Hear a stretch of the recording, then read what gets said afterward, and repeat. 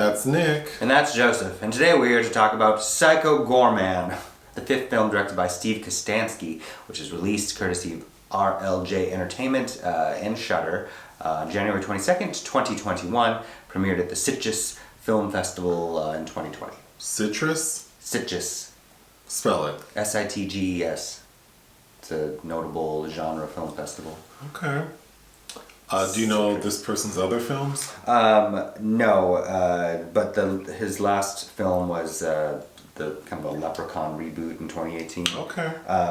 But he is a Canadian. He's established a Canadian production company called Astronaut 6, which their focus is 80-centric horror comedy films. Well, this is a horror comedy. Mm-hmm. That is, I would also argue, 80-centric. Yeah. It's a fun little film. Yeah. Yeah. The trailer got my attention. It's as ridiculous as the trailer looked. For sure. Mm-hmm. Okay. So it's about a family of four who, it's mom, dad, brother, sister. The brother and sister are like around 10 years old. Yeah, they're certainly prepubescent. I would say the girl is almost like 8, but... Oh, I don't know kids. I don't know. But they're young. The film starts with the two siblings playing dodgeball. Mm-hmm. The young boy seems like a sweet kid, but his sister is not a nice little girl. They're playing dodgeball, and she says, if I win, you have to dig your own grave. And he loses. So he spends like the entire evening digging his own grave. When he hits an object, and it turns out to be like an ornate stone type thing. It's a device that holds a glowing gemstone. Okay, so the backstory for this gemstone is, out in the galaxy, there is a council of people called the Templars. And they're like creatures, they look like aliens, creatures, whatever. And then we understand that there was like an evil entity that was conquered. And instead of like killing this entity, they banished it to that stone and then sent it off into the galaxy, and it ended up on Earth buried somewhere like in the Midwest or something. So there's like somehow the kids manipulate the stone and unleash this evil entity. Mm-hmm. And the evil entity looks like the Jeepers Creepers man. He looks like Jeepers Creepers from the third installment. Yeah, Jeepers Creepers 3. Also a little bit, but kind of glistening and goopy looking, a little bit like, what's the main villain in Galaxy Quest? Saris, named after the film critic, Andrew Saris. It's a fun look. So, whomever holds the stone has control of him. And so the two kids realize this, like they treat him like a pet and they name him. So he says he's like the Archbishop or the Archduke of Nightmares. He lists off a litany of things he's been called in the past. But the two kids, well specifically the girl because she's the boss. Mimi is her name. Mimi? Mm-hmm. Settles on Psycho Goreman. Mm-hmm. Okay, so they treat Psycho Goreman like a little dog. AKA PG. PG, yes, they call him PG. So PG is hell-bent on destroying the galaxy, but he can't do it as long as he's under the control of this little girl. And he keeps telling her, like, the second I get this stone from your ass, I'm gonna kill you and everyone in this galaxy. So things culminate with one of the Templar people, like in this council somewhere off in the distance. She's like this white angel looking thing. Pandora, who I thought looked like Angelina Jolie. Because of her maleficent... on her lips. But I thought the costume was cool. Yeah, yeah. Anyway, she says, I'm the only one who can defeat him. I'm everyone's last chance. I'm going to Earth to fight him. She does. She loses. But during the battle, PG, Psycho Goreman, is injured. Mm-hmm. And he says, the only way for me not to die, little girl, is if you give me that stone. She gives it to him on the condition that he not hurt her family. Mm-hmm. So he agrees, gets the stone, gets his powers, and then goes off to destroy the galaxy, the end. Basically. Yeah, basically. Okay. I like, I'm 50-50 on this film because I think there are a lot of funny things about it. Yeah, I agree. Because it is like ridiculous. But there's a lot of good humor and and there are a lot of fun bits. But I really was bothered by the girl. Nita-Josee, Hanna. The character. Yeah, Mimi. Yeah, they make her a hellion. She's just awful. And the trajectory of her actions just, I mean, they're very much against type for like this kind of story. Like, yes. She doesn't do the right thing. Like, she allows this creature to like destroy the galaxy. Well, she's kind of like his evil human counterpart, really. Really? Form of this little girl. But, do you want to just go down my notes? Sure. So something negative, which is something we get clocked for, is the audio. But the audio for this movie was very frustrating because I had a very difficult time with the audio level of the dialogue compared to the music and the sound effects. So Sure. I found myself turning the film up and down a lot, Okay. which drove me crazy. Mm-hmm. And specifically the dad. Mm-hmm. You compared the dad to the dad in Big Mouth.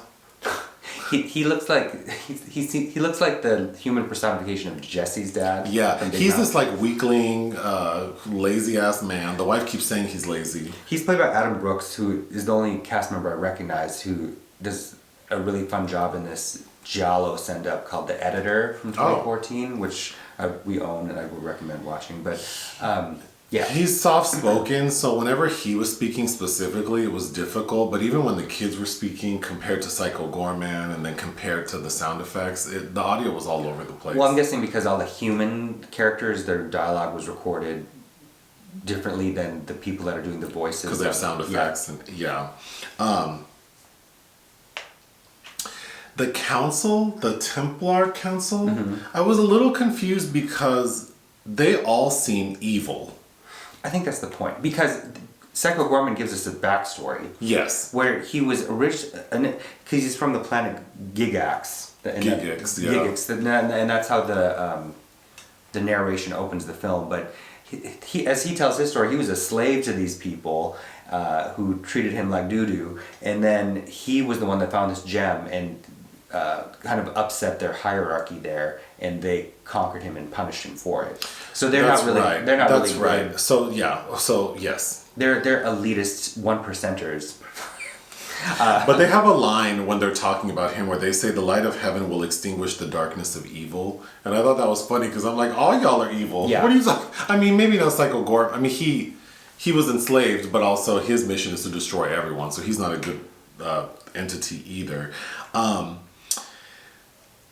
Fun bits of the film to me are the creatures. They're practical effects, and they're like, they're not like top notch, but they're fun. They're fun. They're like if you unearth some random VHS 80s film, you're like, Yes. what the fuck is this movie? So it's effective I think that because it doesn't feel cheap. No, Yeah. it's actually kind of a lot of fun. Yeah. There's Psycho Goreman straight up eating other characters.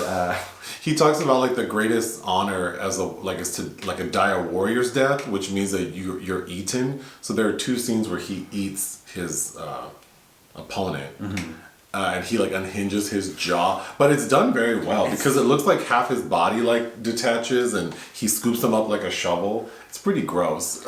It is pretty. There's a lot of violence in it, which I think, as you discussed, I don't usually like children characters either with such extensive screen time. But if they had been adolescent and we had used their access to Psycho Goreman as a way to kind of combat school bullying and other things that would have been more adult and edgy. Yeah, my issue is that it's very gory, but it's like the humor is not adult, and not obviously, there are films that feature kids that have very adult themes, but I kind of wish these kids would have been slightly older so they could have broached more adult themes. And I also wish that the kids, specifically the daughter, would have been kind of like a sweet, cool, like sweet girl who maybe is being bullied, and she uses Psycho Goreman to like get revenge. and then maybe learns a lesson, like that's not the answer. But then fuck it, we're gonna destroy the galaxy anyway. I thought that would have been funnier than what we ended up with. Right. Well, the whole comic tone is about how she's like Psycho Goreman. But I think if they had used him in a way that was a bit different, like you could have a whole different kind of palette of subversive messages. I Yes. think, but. So other funny things to me, Psycho Goreman is being shown a magazine. Yeah, that was funny. And basically is asking like, don't you like... She's like, don't you like all the hunky guys in here or something? He's like, no. And then he's looking at the, like, it's like a attractive shirtless man. And then Psycho Gorman's like, well, He's like maybe. Like it, he says, I have no interest in hunky guys. And then he's like, or do I? Or do I? That was funny. So Mimi and her brother, what's the brother's name? Luke have a friend named Alistair. And Psycho Goreman can never remember Luke's name either. Well, that's right. He calls him the boy. Mimi has Psycho Goreman turn her friend Alistair into like a brain, like a big ass brain, which I thought was very funny. He looked like a gross brain meatball / a Pac-Man character. You know what it kind of reminded me of? That Garbage Pail Kid like live action movie? Yeah, that which is a terrible movie, but the effect of Alistair is this like brain that's slithering around, and then there are shots of him like they go to eat at a diner, and Alistair's just out front hanging out, and no one seems to be bothered by this big ass brain. I thought that worked really well. There's another scene where the two kids take PG out like on the town, and they end up at the school, and she wants to play dodgeball, and like some cops approach them, and Psycho Goreman ends up turning them into zombies, and the one zombie is like, what does he say about him? Like his soul is gone, but he's like this soulless. He's like this empty vessel. He's just telling you what you want to hear. The way Psycho Goreman talks is very funny to me. But the actual zombie cop is like the actor playing him, the physicality of it, I thought was very funny. Which apparently is also an homage to one of this director's short films. Okay. As well. But. Then again, another funny scene when the dad is on the toilet, because when Psycho Goreman had like his little crew of like misfits who he controlled. So when they find out he's back again, they come to Earth. And of course, PG thinks, oh, my homies are back, they're going to save me. But they're like, nah, player, we gonna kill your ass because you were awful. They're like, we like how it's... Yeah, we like how our lives are with you gone. So they attack him. And when he needs help, because he's telling Mimi, like, you need to get me back to, like, safety. And they don't know how to do it. So Psycho Goreman, like, sort of haunts the dad while the dad's on the toilet. And you just see Psycho Gorman's, like, it's like his head floating in the bathroom screaming at the dad. I thought that was very funny. That was good too. I think what it was missing from it for me was kind of the family component that made me want to care about any of those people. Because if you think about, you know, the Spielbergian template of the 80s, all of those films are about broken families coming together or even not coming together, but these very human, empathetic portraits with all of these extraordinary extraterrestrial things happening around them. And I wanted that, because they do show all this tension between the parents, because the dad's apparently lazy and doesn't want to work, and the mother is stressed out and harried, and she is given special powers at one point by Pandora as her sidekick. Right. And there is a kind of resolution between the parents, but it all feels so like meh, like I don't care. Yeah. I mean, definitely the characterization of the parents or the family unit in general didn't work for me. My last note is the final standoff with Pandora and PG, where he rips out like her body parts to make a sword and then whoops her ass with it. Again, I think the idea of Psycho Goreman and all of like everything about Psycho Goreman I liked. The dialogue, like what he's doing, the effects of all the creatures and things worked really well. So, you know, like watching this film at home on a Saturday during the day probably didn't serve this film as well as had I watched it in a, you know, like a cool theater at midnight, Sure. you know. Sure. But that being said, I did have fun watching it. I did too, but then it's a little bit like your thoughts on Venom with Tom Hardy, where the Venom is the most interesting kind of fun character about that, at least how he's speaking. Right. And the rest of it is just kind of... Right. This film is not as... I think this film is better than Venom. But Yes. But I'm very, like, half and half on it. Like, it could be fun, but... Well, because the special effects team, and I think the special effects are fantastic, and this is, you know, I would much rather watch this than some other CGI rehash, but the special effects team has as many people as the cast, and one of them clearly has precedence over the other component, I feel. What would you give this film? 2.5 out of 5. I would give it 2.5 out of 5 as well. Anything else? No. Thank you.